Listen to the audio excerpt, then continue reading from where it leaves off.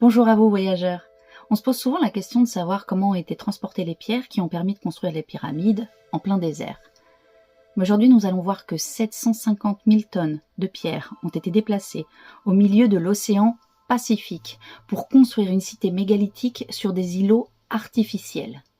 Cet endroit, assez peu connu, s'appelle aussi parfois l'Atlantide du Pacifique. Il y a des tombes de rois inconnus, des légendes de fantômes et de hantises sur le lieu. C'est même un endroit qui a inspiré Lovecraft pour les paysages de Cthulhu. Aujourd'hui, nous allons découvrir la cité mégalithique de Nan Madol en Micronésie. Mais avant toute chose, si les lieux insolites, l'étrange et les mystères de notre planète vous intéressent, n'hésitez pas à vous abonner. Je m'appelle Marie-Élise et je sors au moins 2 vidéos par semaine. C'est parti.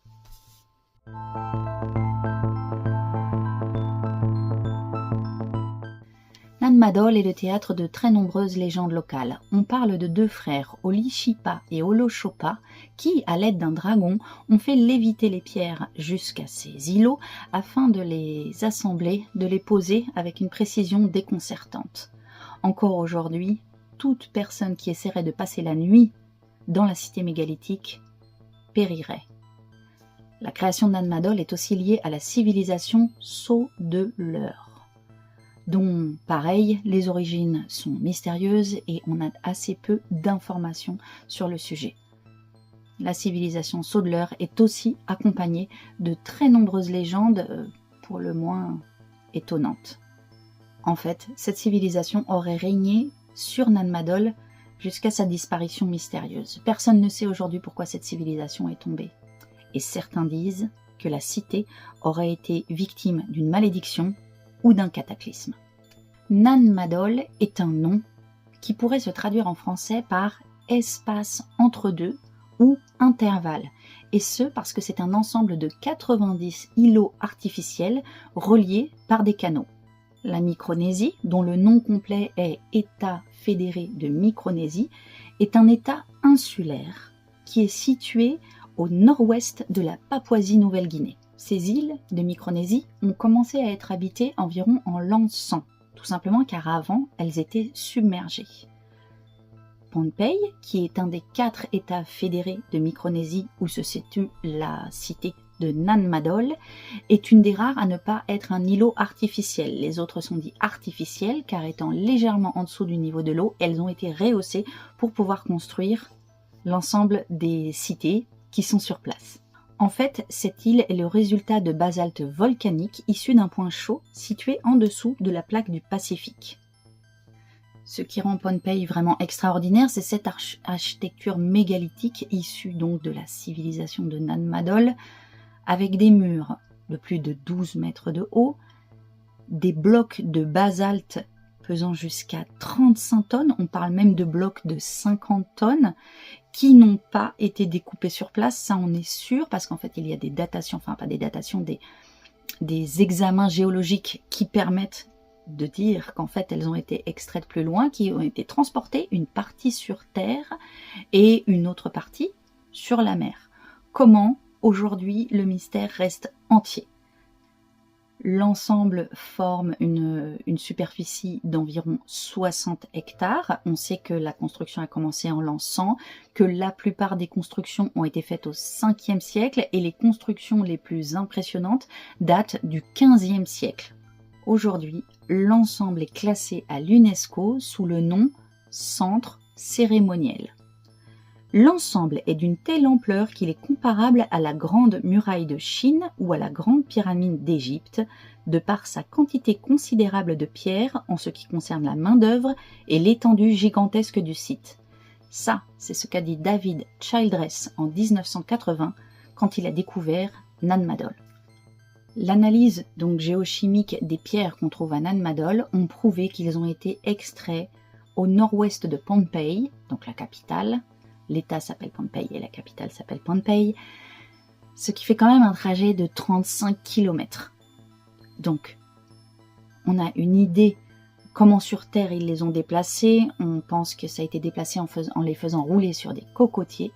Mais en fait, c'est surtout la quantité qui semble absolument énorme. Parce qu'effectivement, si on calcule 750 000 tonnes, je vous l'ai dit en introduction, si on calcule qu'en fait, il pouvait déplacer environ 2000 tonnes par an, il aurait fallu 3 siècles pour tout construire. Et donc bien sûr, 3 siècles non-stop. Ils n'ont pas pu construire sans aucune interruption. Ce qui est donc étonnant en fait dans ces quantités déplacées, c'est surtout que ça nécessitait une organisation sociale extrêmement structurée. Et ce sont bien là en fait les questionnements principaux autour de Nan Madol. Quelle était cette civilisation qui a pu à la fois mécaniquement déplacer ces blocs de basalte, mais comment faisait-il pour s'organiser aussi bien? Comme je vous l'ai dit, les légendes locales parle de pouvoir, de lévitation et même de l'intervention d'un dragon pour pouvoir déplacer et placer ses bières parfaitement en place pour créer cette cité.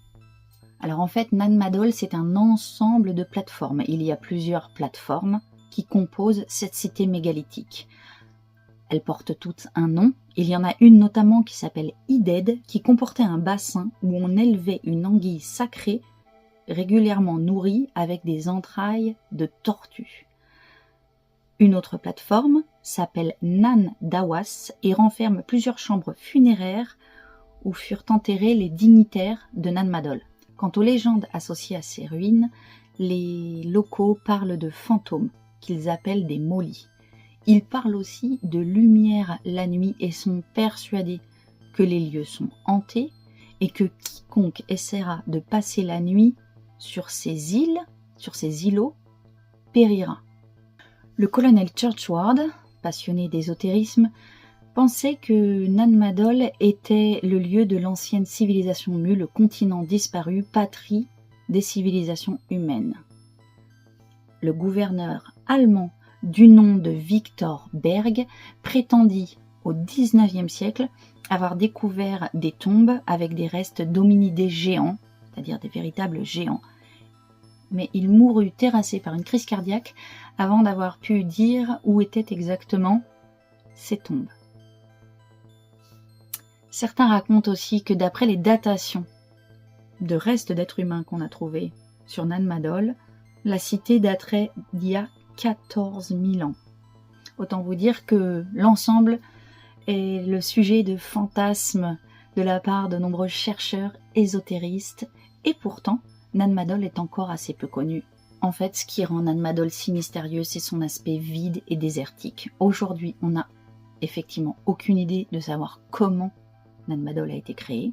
On connaît l'utilisation des différents îlots, des différents espaces, puisqu'on sait que certains étaient des endroits de rites cérémoniels, d'autres étaient faits pour les tombes, d'autres étaient effectivement pour des anguilles sacrées ou d'autres usages. Mais aujourd'hui, la raison pour laquelle Nan Madol a été désertée reste un mystère complet. On ne sait pas pourquoi cette civilisation est partie et surtout ce qui s'est passé. Comme je vous l'ai dit, on parle de grands cataclysmes, comme pour la fin de nombreuses civilisations, mais aussi de malédictions qu'aujourd'hui les locaux continuent de faire perdurer au quotidien.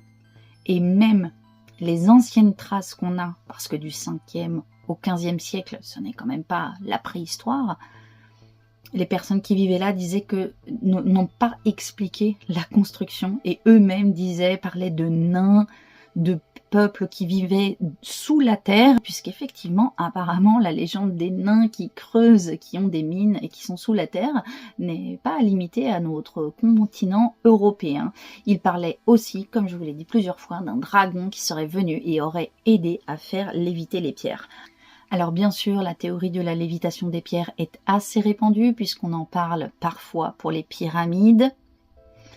On en parle aussi beaucoup pour Stonehenge où on dit en fait que Merlin l'enchanteur aurait fait léviter les pierres pour qu'elles arrivent à Stonehenge, puisque c'est aussi un endroit où l'arrivée, le transport des pierres et le fait d'avoir pu les lever dans cette position reste aujourd'hui, si ce n'est un mystère, puisqu'en fait beaucoup d'explications sont données, en tout cas ça reste assez étrange et ce n'est pas la façon dont on voit l'histoire traditionnellement, puisqu'on a tendance à voir l'histoire comme une progression de techniques, et on imagine qu'ils n'étaient pas capables de faire aussi bien que nous aujourd'hui, voire mieux peut-être, avec des techniques qu'on n'a pas retrouvées. Alors bien sûr, si les cités mystérieuses vous passionnent, il y en a beaucoup dans le monde. On parlera peut-être un jour de Tiwanaku en Bolivie.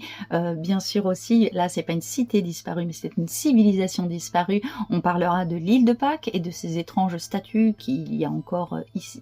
Récemment, on ne pensait qu'il y avait que la tête et finalement on a creusé, on s'est aperçu qu'il y avait tout un corps en dessous. Donc il y en a énormément sur Terre et c'est un sujet infini à exploiter. Mais il est vrai que j'avais très envie de vous présenter Nan Madol qui est finalement assez peu connu et à mon sens reste assez mystérieux. Alors comme d'habitude, j'aime vous recommander un livre en fin de vidéo quand c'est possible. Aujourd'hui, je n'ai pas trouvé de livre en français sur Nan Madol, donc je vous laisse faire vos recherches. Si vous êtes anglophone, vous trouverez pas mal de sources et si vous avez un livre en français qui parle de Nan Madol, n'hésitez pas à le mettre dans les commentaires. C'est tout pour aujourd'hui, j'espère que ça vous a plu. Je vais essayer de vous proposer un format long par mois, à commencer par dimanche prochain. Donc quand je dis format long, on va voir sur combien de temps j'arrive à faire une vidéo. Mais en tout cas, j'essaierai de vous proposer un format un peu plus long, un peu plus documenté par mois. Et ça commencera normalement dimanche prochain. C'est tout pour aujourd'hui. Si la vidéo vous a plu, comme toujours, n'hésitez pas à vous abonner, à me laisser un commentaire, à partager la vidéo avec vos amis puisque j'ai hâte d'avoir des gens qui participent et vous connaître un peu mieux. Et je vous dis, à très vite pour de nouvelles découvertes. Ciao!